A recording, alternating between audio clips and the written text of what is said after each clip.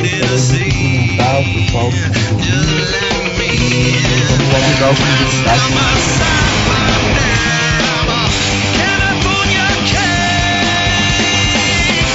Estamos começando agora o primeiro podcast do Futebol Matreiro, um programa esportivo, agora aqui na grande rede de computadores, que visa tratar os temas do futebol de uma maneira crítica e ao mesmo tempo como se um papo de boteco fosse. E hoje, aqui comigo, Fabiano, está também o Matheus, e eu já peço logo depois da nossa apresentação rápida aqui, para ele dar o destaque dele para abrir nosso primeiro programa esportivo na internet. Diga lá, Matheus. Então, tudo bem, Fabiano? Gostaria de cumprimentar o pessoal que está nos ouvindo e vamos logo dar o primeiro destaque para dar andamento ao programa. Bom, meu destaque de hoje vai para a demissão do Claudio Ranieri do Leicester, treinador que foi eleito pela FIFA o melhor treinador do mundo no último ano, que levou o time ao feito inimaginável, que foi o título da Premier League, a riquíssima, a milionária Premier League, um time modesto, digamos assim, foi demitido. Logo após a demissão, o Leicester reagiu um pouco, ganhando o Liverpool por 3-1, mas a gente não pode dizer se foi pipocado o Liverpool ou se foi uma vitória de reabilitação do Leicester.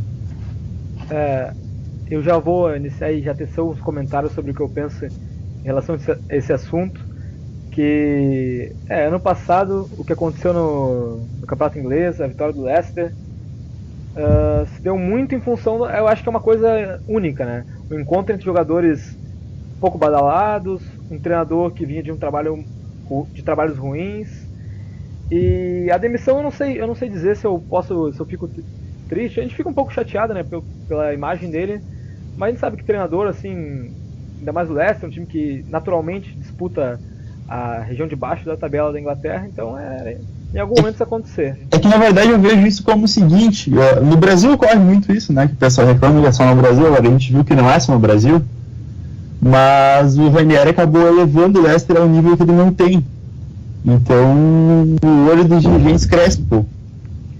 Eles poderiam ter tentado fazer alguma coisa mais longeva, uns 3 anos pelo menos. Só que ao mesmo tempo o time estava caminhando pelo rebaixamento, então também é complicado, né? Mas a priori eu sou contra essa demissão aí. Sim, e ganhar do Liverpool não tá precisando muito hoje. Não, é um time muito instável, o time do Liverpool. Não sei, não é um feito tão grande assim, é mais uma coisa de ocasião essa vitória, eu acredito. Eu acho que foi aquele choque da demissão, né? Sim. Enfim, quero ver teu destaque inicial então também. Cara, o meu destaque inicial vai para um tema que tomou conta do debate do futebol nessa última semana, que foi, no caso, o goleiro Bruno ter saído do presídio. No caso, ele não foi solto ainda, né? Ele apenas foi um habeas corpus, ele vai responder em liberdade pelos próximos dias, no caso. Entretanto, marcou, né, bastante questão de propostas de clube para ele jogar, e toda a questão se era ético um time contratar ele depois do que aconteceu, e todo esse debate no futebol, no qual eu acredito que o Bruno é um jogador com um potencial enorme, podia ser hoje, com seus 32 anos, o goleiro da seleção, só que ficou com seus 8 anos de cadeia lá em Bangu, mesmo que ele treine igual um condenado, como é dito essa infame piadinha, hein? Mesmo com isso, eu acho difícil dele se restabelecer no futebol, a não ser nessa questão midiática aí de contratar ele de novo, ou então, tipo, dizer que estamos tentando reabilitar o jogador. E o que você pensa, Matheus, sobre ele e outros casos, como o Breno, por exemplo? Sim, é que o Breno é um caso diferente, né? Porque, no caso, o Breno, ele colocou fogo na própria casa, não sei, não vou muito por dentro do caso para saber se foi intencional, mas a justiça alemã alegou que foi intencional e ele foi preso, enfim.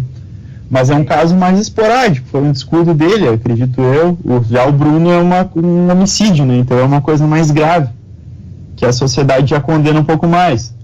Eu acho que a gente teria que fazer um programa inteiro para falar sobre essa relação de dar oportunidade para o cara que cometeu um crime tão grave assim.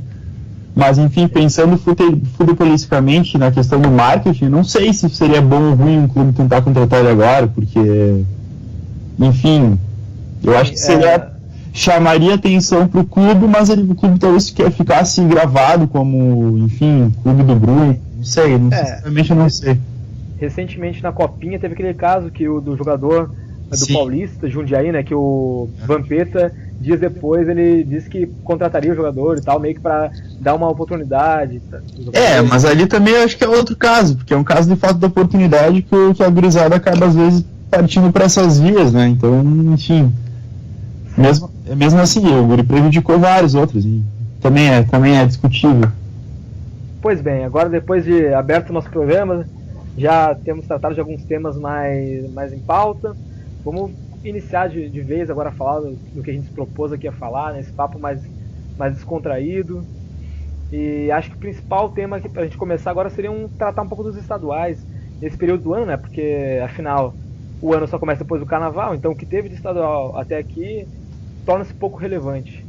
O que você tem desses estaduais aí do Rio de Janeiro, de Minas, Rio Grande do Sul, dos principais, assim, São Paulo, desses aí você conseguiu ver alguma coisa que destacasse até agora, até esse ano? Os estaduais é uma coisa, outro ponto complicado, né? Porque em que pese o ser tradição aqui no Brasil, enfim, acho que é o único país no mundo que tem esse tipo esse formato de campeonato, até pelo tamanho tamanho continental do Brasil, como falam, enfim. Mas é complicado, porque o nível de futebol dos estaduais é sofrível, né? E até aproximando também disso que a gente está falando agora, com uma coisa que a gente pode falar mais daqui para frente, dessa relação do estadual com a Primeira Liga, em que muitos times de futebol, os principais times de futebol, exceto os paulistas, e também a exceção de Botafogo e Vasco, eles entraram na Primeira Liga, que iniciou ano passado, né, como se fosse uma saída para essa questão dos estaduais. E parece que esse ano isso aí entrou em debate, né, em pauta, porque muitos times que iniciaram a Primeira Liga optaram por participar do estadual, botar time principal no estadual e priorizar o estadual em lugar da Primeira Liga. E isso aí entrou em debate também essa semana. O que você pensa sobre isso? Eu acho que, na verdade, a gente pode falar junto sobre estaduais e Primeira Liga, porque acaba que, enfim, ano passado e esse ano, para ano que vem, parece que eles vão mudar um pouco a Primeira Liga, que vai ser como se fosse uma Florida Cup, um torneio curto, assim, uma semana, não sei qual que é a ideia. Mas esse ano, por exemplo, a Chapecoense jogou pelo Catarinense, se não me engano, na quarta. Na quinta fez um jogo pela Primeira Liga e no sábado voltou a jogar pelo Catarinense. O Inter fez a mesma coisa, quarta, quinta e sábado. E a Primeira Liga, nesse caso, ela foi uma baita pedra no sapato dos times no calendário.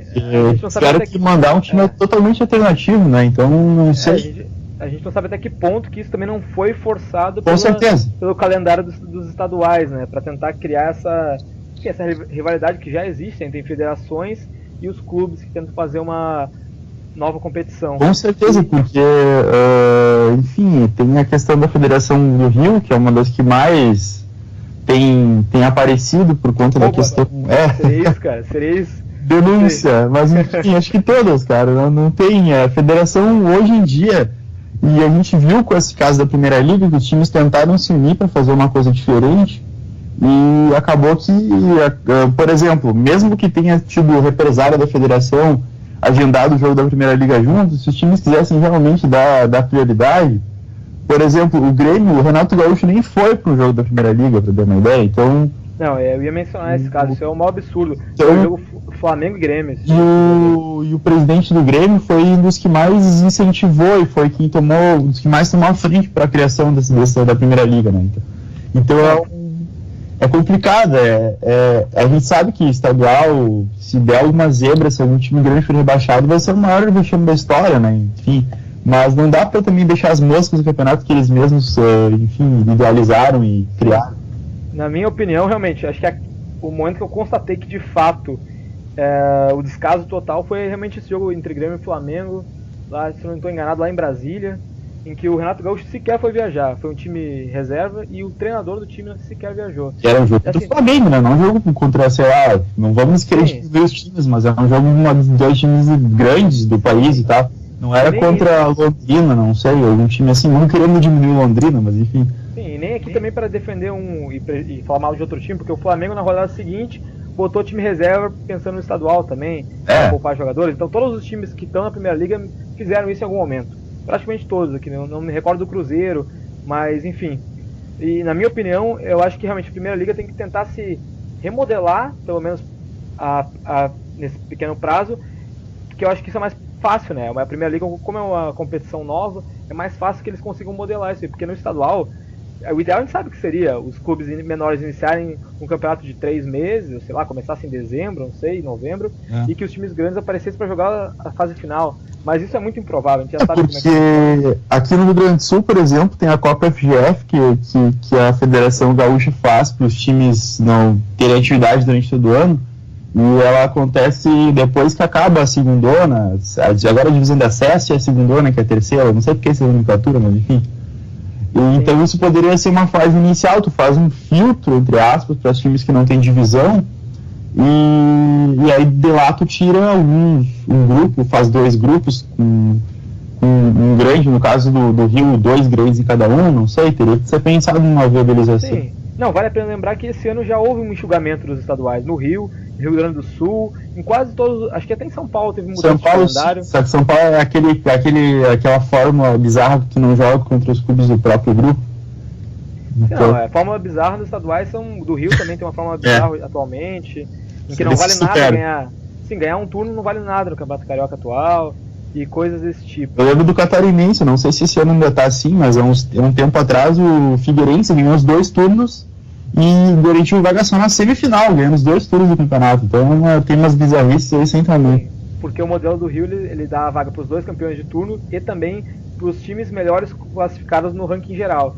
Ou seja, no caso, se o primeiro e o segundo forem também os primeiros e segundos nesse ranking geral, o terceiro e o quarto vão para a semifinal. Ou seja, o time que ganhou nenhum turno pode ir lá e ser campeão carioca. O positivo do Rio era essa coisa da Taça Guanabara, Taça Rio, era uma coisa interessante, conseguir acabar até com isso, né? A bagunça tomou conta. Mais uma vez, mais um ano. Todo dia Fred, o Campeonato Carioca tem que acabar. Saudades do Fred. Mas enfim, vamos falar agora sobre, mudando um pouco de panorama, não sei se tem alguma coisa a acrescentar em relação aos estaduais, assim. Eu tenho como destacar um pouco, acho que falando no Fred, né, a quantidade de gols que ele tem feito pelo Campeonato Mineiro, como ele tem encaixado no time do Galo, do Atlético. Pra mim, o melhor centroavante em atividade no Brasil há 4, 5 anos e segue sendo. É que o Fred ele acabou ficando marcado pela Copa do Mundo, muito pelo pessoal que não acompanha futebol, porque o Brasil tomou 7-1, enfim. Mas realmente é um baita centroavante. E acho que além disso, no Rio de Janeiro vai ter o Fla-Flu agora, que vai encerrar o Taça Guanabara, né, o primeiro turno. Deve ser um jogo bom, porque são 2 equipes que eu acho que são as mais promissoras, umas das mais promissoras do atual futebol, assim, eu vejo com bons olhos também isso aí. Em São Paulo e no Sul ainda estão nas fases muito iniciais, então não saberia falar mais sobre, não. Meu destaque vai só pela questão do calendário, só para exemplificar. O Inter jogou contra o Criciúma um dia depois de ter pego o Oeste pela Copa do Brasil. O Inter vai jogar a próxima fase, se classificou em primeiro no Grupo A da Primeira Liga, só daqui a 180 dias. Então foi acotovelado jogos ali para, por exemplo, essa semana tá toda liberada, então só para pôr em discussão isso aí. A bagunça que se tornou esse calendário. Pois bem, eu acho que depois das nossas menções honrosas aí, podemos já entrar no papo de Libertadores, talvez falar um pouco sobre a pré-Libertadores, sobre como se põe essa fase de grupos que vai acontecer na próxima semana. Você tem algum destaque? Os 2 brasileiros passaram, além deles o clube Atlético Tucumã e o The Strongest. Tenho 2 destaques iniciais sobre a Libertadores. O primeiro é para comentar a façanha do Atlético Tucumã para chegar até a fase de grupos. Que, para quem não sabe, o Tucumã foi o primeiro clube a usar o uniforme albiceleste que a Argentina utiliza nesses moldes de hoje. E eu não sei agora se a Argentina se baseou neles, ou enfim, como é que foi, mas depois de Depois de alguns problemas no voo, enfim, eles acabaram marcando em cima da hora, o time teve que jogar, acabaram esquecendo depois de levar o uniforme, atrasou mais de hora o jogo. Da primeira fase preliminar, deixa eu até ver contra quem que foi. Foi o Nacional. Eu encontrei o Nacional, acho que é um time equatoriano, se não estou enganado, é um time equatoriano. Isso aí, enfim, eles acabaram ganhando 1-0 daí, e tiveram que jogar com os uniformes da seleção sub-20 da Argentina, que estava lá no Equador para jogar o Sul-Americano sub-20. Depois eles avançaram frente ao Júnior Barranquilla. O que chama atenção é que eles perderam de 1-0 em casa e conseguiram, fora de casa, melhor dizendo, e conseguiram reverter o placar vencendo por 3-1 dentro de casa. Isso. E de um inesperado, o time para ir para a fase de grupos conseguiu, juntamente, assim, eu gostaria também de, analisando, assim, olhando a tabela por cima, o que me chama muita atenção é a artilharia momentânea da Libertadores, com Pablo Escobar, do The Strongest, com 3 gols. Interminável, Pablo Escobar. E o artilheiro é o Chumacero, que tem 4 gols também do The Strongest. O The Strongest é um time que é muito forte em casa. O The Strongest fez 5-0 no União Espanhola do Chile. Então, sempre é bom ficar de olho, porque na altitude eles não são fracos, não. Enfim, meu segundo destaque vai só para o grupo do Botafogo. O Botafogo que passou por 2 pedreiras nessa fase preliminar, o Colo-Colo, e depois na outra fase pelo Olímpia. O Olímpia é um time 5 vezes ou 4 campeão da América, não sei, enfim, agora. O Botafogo vai pegar na fase de grupos ainda Atlético Nacional, o atual campeão, que foi todo desmantelado, mas ainda tem um time respeitável. Estudiantes de La Plata, que tem o retorno do Verón aos gramados. Verón não sabe o que é. O presidente do time joga, então vai ser uma coisa meio conflitante ver como é que o treinador do time vai lidar com isso, né? Sim. E o time que a gente tinha um pouco mais fraquinho do grupo, Barcelona do Guayaquil. Que também é fraco, mas assim, ainda que não é um time ridículo. Com certeza, competitivo, digamos. Sim, eu gostaria também de mencionar que eu vi ali os artilheiros, esperava ver o Pimpão ali, mas acho que não foi ainda agora, tem mais jogos aí pro Pimpão poder aparecer, né? Jogador do Botafogo. Olha a corneta aí.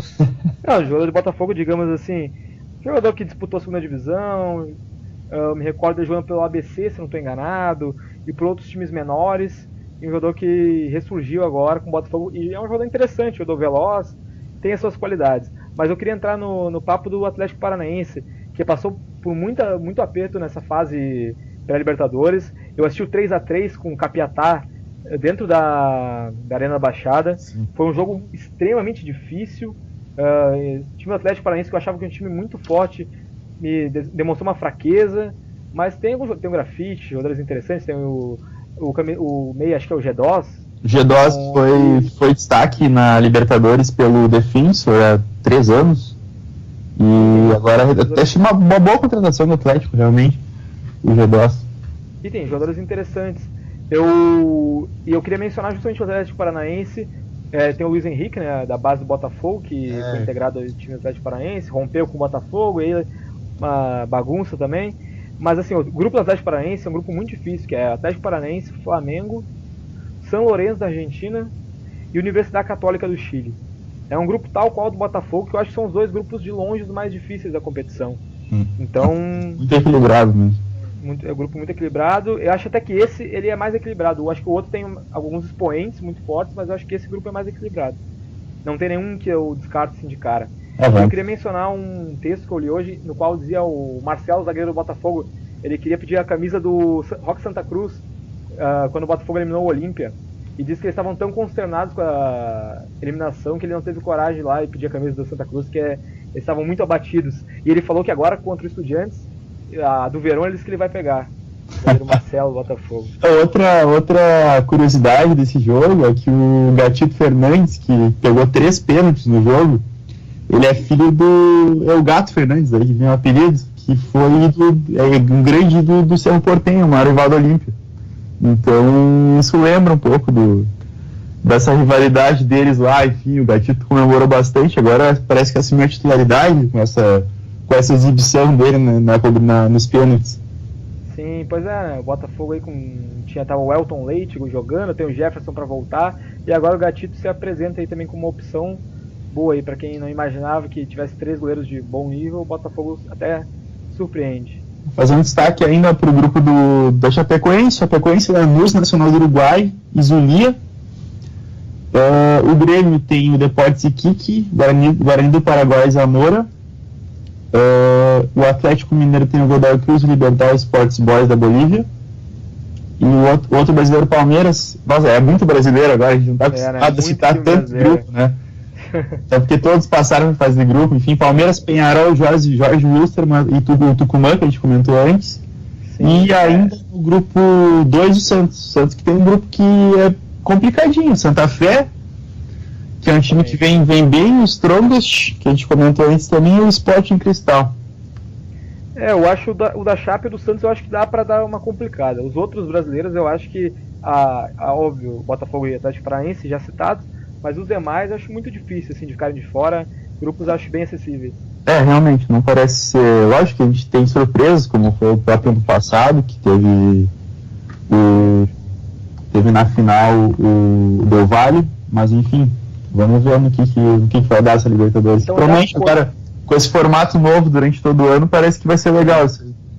Então, já dando uma cortada sobre o assunto Libertadores, indo pro outro lado do mundo, indo pra Europa, nem tão outro lado, né, mas enfim... Atravessando o Atlântico, indo pra Europa.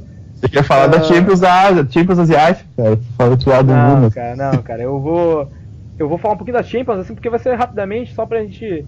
Que a última semana foi cheia de jogos, recheada de jogos, e eu acho que é um papo que a gente pode dar uma passada rápida, falar um pouco sobre qual é a perspectiva sua sobre os confrontos à volta, assim, alguns muito difíceis, que a gente pode dizer, assim, quase martelo batido, que seria o Bayern de Munique e o Arsenal, com 5-1, né? E o Barcelona, que tomou o 4-0 do Paris Saint-Germain na França. Eu não sei o que tu acha sobre... Eu acho que a Juventus dá pra pôr também como dentro, que fez 2-0 no Porto, em Portugal, uma expulsão infantil do Alex Telles. Sim. Ele tomou um amarelo e 1 minuto depois tomou outro amarelo e foi expulso. Detalhe que tinha observador do Tite observando ele pra seleção, né? Enfim. Justamente, seu Silvinho tava lá olhando. O Atlético de Madrid, um time que está muito consistente esse ano, como todos os outros, e vem forte de novo. Eles têm que aproveitar quando o Simeone estiver lá, na minha opinião, porque depois vai ser complicado manter esse mesmo nível com o grau de investimento que ele tem com relação aos outros. Uma coisa que eu chamo muito atenção dessa primeira rodada das oitavas foi a qualidade de alguns jogos, a maior parte dos jogos, muitos gols, e uma qualidade ofensiva muito grande. Manchester City e Mônaco... Foi um jogo muito aberto, o Agüero decidindo, como sempre, mas um jogo muito aberto, assim. O que você pode dizer, assim, de algum destaque? Realmente, o destaque que eu ia dar é esse mesmo. Foi um baita jogo, mas esse Mônaco foi com 2 viradas, inclusive o Mônaco podendo ter feito 3-1, o Falcão Garcia perdeu o pênalti, o City empatou, foi lá, o Falcão Garcia fez um golaço do 3-2 pro Mônaco e depois desandou pro Mônaco, tomou 5-3. Também foi bom o Atlético de Madrid e Bayern, que foi no mesmo horário ali, tive que ficar se desdobrando para conseguir ver os dois, né? E não tem como não falar do atropelo do PSG para cima do Barcelona, que foi histórico ver o time do Barcelona tomar uma chapuletada dessas. Fica a pergunta, é possível reverter isso aí? Pois é, e aí o que tu acha pra volta? Tu acha que quem perdeu consegue reverter? Não sei, talvez o Borussia em cima do Benfica? Cara, eu acho que é um dos jogos mais interessantes que em aberto, acho que o mais interessante é o Benfica e Borussia, que eu vejo o Borussia, é um time também que apresenta irregularidade nas últimas temporadas, mas eu acho que diante do Benfica, eu acredito que a Muralha Amarela pode fazer diferença.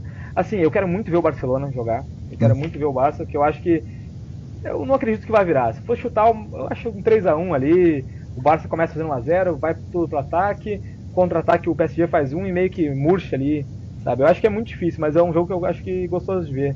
O Arsenal ali que dá uma tristeza. O Arsenal, eu simpatizo bastante com o Arsenal, acho que bastante gente simpatiza desde aquela época do time do Henry, Bergkamp, Nürnberg, Pires e tal. Mas o Arsenal é um time que é a cara do Wenger ultimamente. O Wenger já fez muito, mas hoje em dia tá, digamos que seja ultrapassado. Tá complicado o Arsenal, é muito coitadismo, digamos assim. Sim, lembrando que a Liga dos Campeões também é só na semana que vem, essa semana, uma semana... carnaval, sabe como é que é? Na Europa eu não sei como é que funciona, mas carnaval o pessoal vai dar uma descansada agora, semana que vem retornamos. E agora vamos para um tema, cortando de novo, voltando para cá, esse lado do Atlântico, falar da formação dos elencos do futebol brasileiro, principalmente dos times grandes, assim, se tem algum deles em que, óbvio, o Palmeiras aparece, desponta como um clube que investiu muito dinheiro, com Guerra, com Borja, com Felipe Melo, e jogadores promissores, Yoran e outros jogadores, enfim, é um time que se destaca dos outros. Mas tem alguns clubes que pontualmente conseguiram contratar bem, não sei, eu acho que o Inter contratou bem, o Flamengo.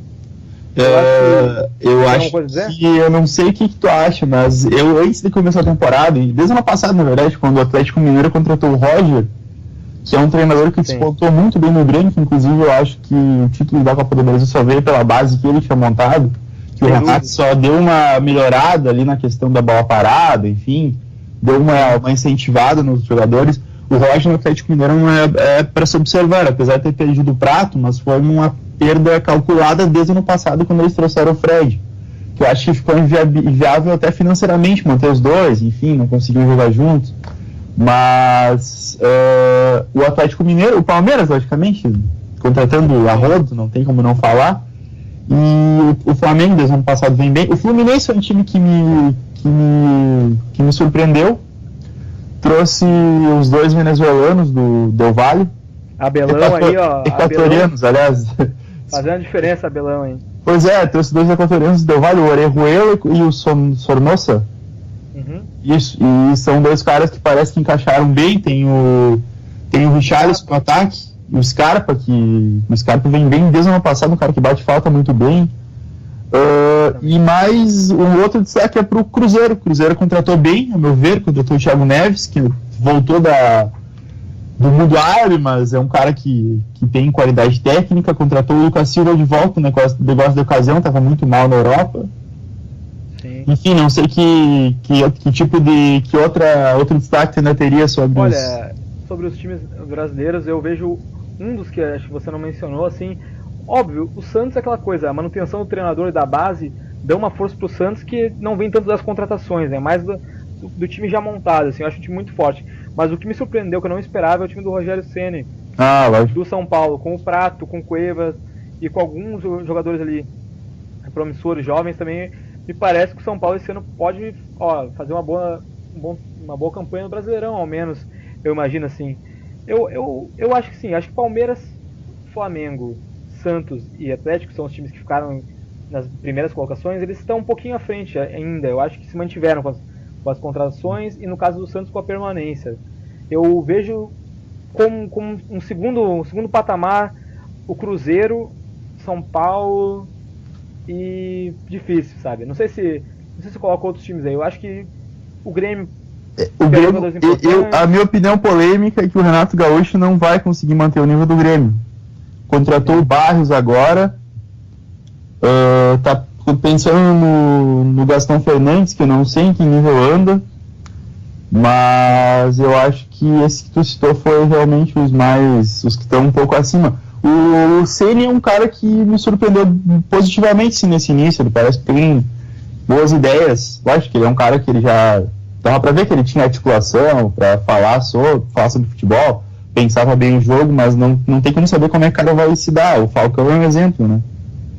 Sim, cara que tinha várias ideias boas e não consegue pôr em prática como treinador.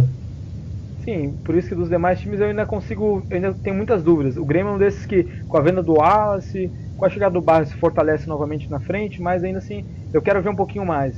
Eu quero esperar e ver um pouquinho mais. A Chape é a mesma coisa. A Chape é muita renovação, né? Enfim. Mas acho que é um momento importante, só para dar uma pausa, que esse é um momento muito importante para o futebol brasileiro. Você sabe por quê, Matheus? Olha, a gente pode citar vários motivos, mas por esse horário, creio que seja falando da primeira transmissão. Primeira não, porque a gente teve uma transmissão no Acre, entre Rio Branco, jogou, mas agora tá começando agora o jogo entre Atlético Paranaense e Curitiba, a primeira transmissão entre grandes, feita exclusivamente pelo YouTube. É um momento, de fato, que eu acho que vai marcar a história. Eu fico feliz que o nosso podcast, por acaso, tenha iniciado num dia como esse. Eu acredito que tem algum motivo para isso ter acontecido. Eu acho que vai ser eu não vejo... Eu já vou dizer assim que eu não vejo a questão da Globo como vilã. Eu vejo sim federações que sabe que dependem muito desse dinheiro que vem por intermédio da emissora, e enfim, um pouco de má vontade, questão política envolvendo obviamente tudo isso, mas eu acho que é um momento importante, sim, cara. Podemos ver uma Atletiba pelo Facebook é uma coisa que eu não esperava um ano atrás. Realmente, é uma coisa de vanguarda, assim, e ressaltar a postura dos clubes que se mantiveram firmes quando a federação mandou por intermédio do juiz no jogo do domingo retrasado, que acabou não ocorrendo, né? Mas enfim. Você tem alguma coisa a dizer? Não, eu acho que é positivo isso e queria saber o que mais que teria a se falar sobre.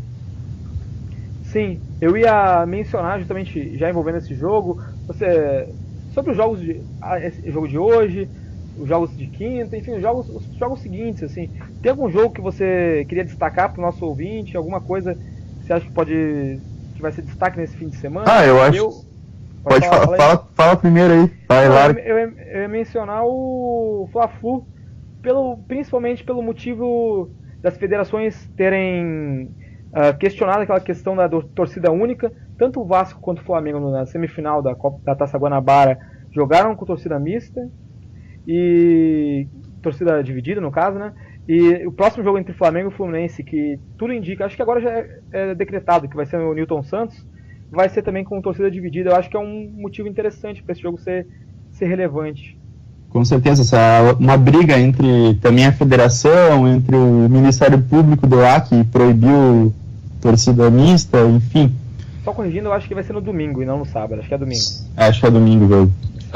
O meu destaque fica por conta do Grenal, que é importante para os dois times, é mais para o Inter do que para o Grêmio, creio eu, porque o Grêmio está um pouco melhor dentro do campeonato, mas enfim, Grenal é Grenal, sempre pode desestabilizar uma casa e estabilizar um pouco a outra. Enfim, vai ser no sábado às 6h30 da tarde na Arena do Grêmio. Sim, normalmente os Grenais se destacam por ser um jogo mais pegado, mais aguerrido, né, e menos um jogo vistoso e menos um jogo de bola. Eu, quando assisto, normalmente, poucas vezes a gente vê alguma coisa de qualidade. Acho que pode ser uma chance aí, de repente, início de temporada, quando vê, acontece uma coisa diferente. Eu acho difícil pelo momento, até do momento do Inter, que tem que se afirmar no Campeonato Gaúcho, o Zago, que tem que mostrar que enfim, ele tá melhorando um pouco o futebol do time, mas o Zago tem que mostrar que tem capacidade de dirigir o time nessa sofrida Série B que vai ser. Sim, eu já meio que dando o tom de encerramento aos poucos aqui, queria fazer alguns comentários. Acho importante que nós dois nos comentamos alguns detalhes agora. A nossa ideia com esse podcast, eu acho que é muito, além da gente poder conversar, trocar ideia, a gente gostaria de, obviamente, contar com mais pessoas para participar. A gente tem interesse, você assim, que está ouvindo, se tiver algum interesse em participar, se interessado pelos assuntos, compartilhar algumas ideias, gostar de comentar futebol dessa maneira mais crítica, ao mesmo tempo informativa e descontraída, eu acho que seria uma boa. Assim, a gente tem interesse em dividir nossas opiniões, em dividir nosso programa com outras pessoas. E, enfim, tem alguma coisa a falar também sobre isso? Não, acho que é positivo ter mais pessoas no debate, inclusive mais pessoas de outros lugares. E a gente mora em Santa Maria, no Rio Grande do Sul, para quem não sabe. Eu acho que quem quiser é só entrar em contato conosco através da página do Futebol Amatreiro, através do perfil no YouTube, que a gente vai divulgar o áudio, o vídeo, enfim. Mas acho que é isso aí. Só uma última informação com relação ao futebol. O Luiz Henrique anunciou essa tarde que não vai permanecer no Barcelona a partir de quando acabar o contrato dele, que vai ser no final dessa temporada europeia de agora. Então, muito criticado, o Luiz Henrique não vai seguir no Barcelona.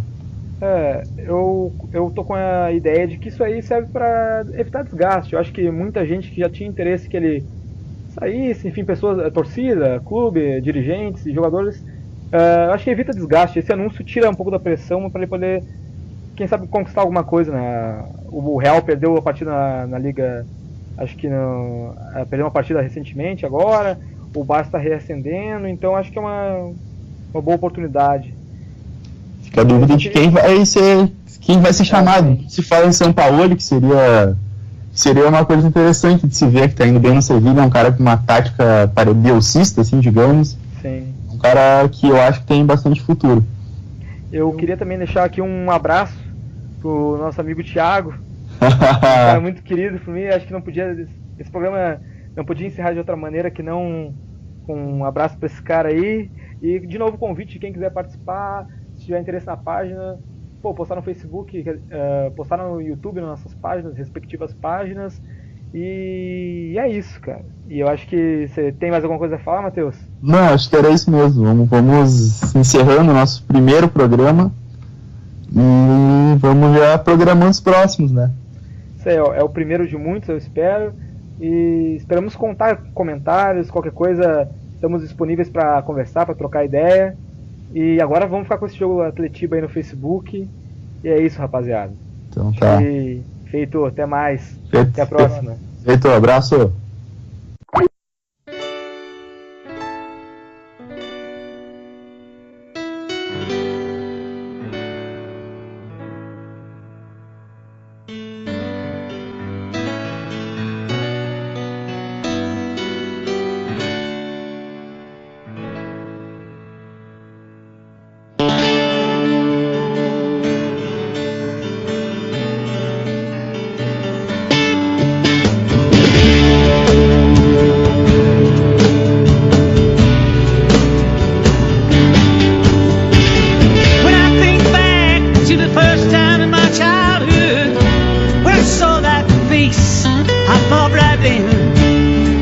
That's a real good